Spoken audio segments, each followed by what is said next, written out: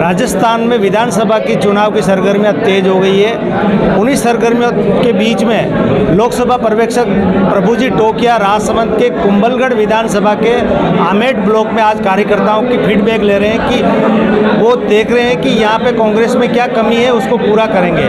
और कई दावेदार भी उनकी सभा में आए हुए हैं अपनी दावेदारी जताने के लिए।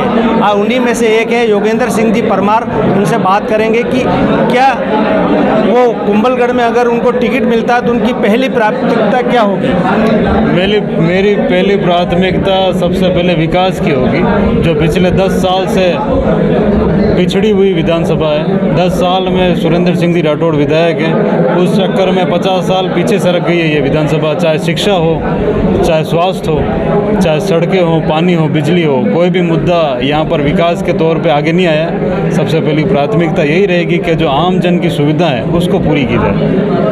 कहीं न कहीं आरोप लगता है कि आमेट का जो दावेदार अगर चुनाव में टिकट मिलता है वो जीतता है तो कुंभलगढ़ पिछड़ा रह जाता है, कुंभलगढ़ का जीतता है तो आमेट पिछड़ा रहता है। इस पर आपका क्या कहना है? नहीं, ऐसा कोई बात नहीं। हीरालाल जी देवपुरा साहब भी लड़े, उस समय आमेट कुंभलगढ़ कुछ नहीं था। मेरे फादर साहब लड़े तब भी कुछ नहीं था। ये सब बातें हैं। आमेट कुंभलगढ़ है, भारत पाकिस्तान नहीं है। और कहीं भी जाएँ आप किसी विधानसभा में, हर जगह 2 ब्लॉक होते हैं। नाथद्वारा में खमनोर ब्लॉक है, मैं खुद प्रभारी जाडोल का हूँ, वहाँ 3 ब्लॉक है।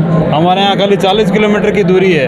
जो नेता है उसको दौड़ना पड़ेगा, स्वाभाविक सी बात है। बाकी 3-4 ब्लॉक जिसके हैं, मैं जाडोल का प्रभारी रहा, वहाँ 170 किलोमीटर का एरिया है जहाँ पर 3 ब्लॉक कवर करने पड़ते हैं। तो ये सब छोटी बातें हैं। ये आदमी जो चुनना चाहिए वो उसको चुनना चाहिए जो जनता का काम कर सके, चाहे वो आमेट का हो, कुंभलगढ़ का हो, या चाहे किसी और विधानसभा का क्यों नहीं हो, पर जनता का काम करने वाला आदमी होना चाहिए।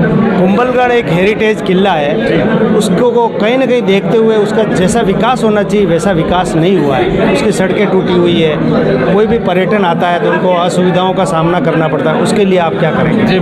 मानता हूँ कि कुंभलगढ़ का विकास नहीं हुआ। मेरे फादर साहब 2008 से 2013 में जब विधायक थे, जबकि सड़कें ही आज तक बनी हुई है, उस समय मेरे फादर साहब ने उस कुंभलगढ़ को विश्व सुंदर पर्यटन में शामिल कराया, वाइल्ड लाइफ सेंचुरी में उसको शामिल कराया। उसके बाद अगर कुंभलगढ़ में जब बीना कागजी पर्यटन मंत्री थी तब लाइट एंड साउंड चालू हुआ। मैं ये समझता हूँ कि इसके बाद जो 10 साल हम सत्ता में नहीं रहे, माननीय सुरेंद्र सिंह जी राठौड़ सत्ता में रहे, उनका बिल्कुल भी प्रयास नहीं रहा कि वो इस कुंभलगढ़ जैसी हेरिटेज को जिस हिसाब से ले जाना चाह रहे थे, ले जाना चाहना चाहिए था, वैसा वो ले गए। उनका खाली ये रहा कि 4.5 साल सो 5 महीने दौड़ो और मोदी जी के नाम पर वोट खींच के इन लोगों को उल्लू बढ़ाओ। आप एक युवा हैं और युवाओं की बात आप अच्छी तरह समझ सकते हैं। आप एक युवा हैं, आप युवाओं की बात समझ सकते हैं। युवा अपने देश में बेरोजगार, कहीं न कहीं रोजगार को लेकर समस्या का सामना कर रहे हैं। उस पर आप अगर जीतते हैं और आपको टिकट मिलता है तो युवाओं के लिए आप क्या करेंगे? देखिए, सबसे पहले मैं कहना चाहूँगा कि माननीय अशोक जी गहलोत ने रोजगार हटाने के लिए खूब सारी योजना चलाई। RPYM जैसी बढ़तियाँ खोली, प्रेरक जैसी बढ़तियाँ खोली।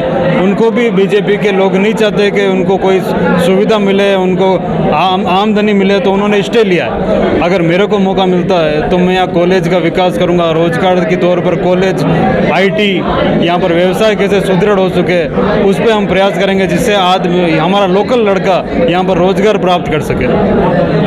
आपकी नज़र में सबसे बड़ी यहाँ कुंभलगढ़ में किस चीज़ की कमी है? यहाँ पर कुंभलगढ़ में सबसे बड़ी कमी यहाँ का नेता जो सुनवाई करने वाला होना चाहिए, जो उनकी वकालत कर सके, वही सबसे बड़ी कमी है। माननीय सुरेंद्र सिंह राठौड़ एक तरह से मुसीबत है, एक तरह से कमी है इस क्षेत्र की, जो जनता की सुनवाई नहीं करते। जनता ने उनको वोट दिया है, कम से कम उनकी वकालत वहाँ विधानसभा में जाके करते, जो उन्होंने 10 साल में एक विफल विधायक के रूप में वो बन के निकले। यही सबसे बड़ी कमी है। ये थे हमारे साथ में टिकट की मांग करने वाले युवा नेता योगेंद्र सिंह जी परमार।